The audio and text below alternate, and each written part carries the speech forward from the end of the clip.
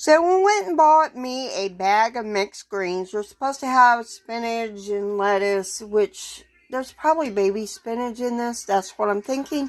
It was on clearance. That's a good thing too. So I'm going to add about 1/4 cup of celery to this. Sliced very thin, as you can tell. And then I'm going to also add about 1/4 cup of radishes to this.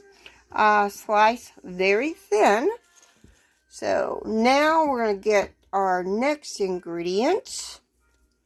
Make sure I get all that yummy celery out of the way. So we are frying up about 4 slices of bacon. I did cut them in half, so technically there's 8.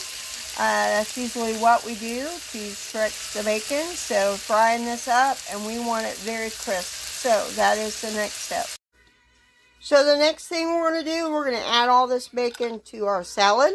And we did get 3 tablespoons of grease, of the bacon grease. And I do have it in a pot, plus a tablespoon of sugar. And to that, we're going to add 1/4 cup of gourmet rice vinegar. I do not have that. I'm using my garlic herb vinegar to that. And that will be our dressing for our wilted salad.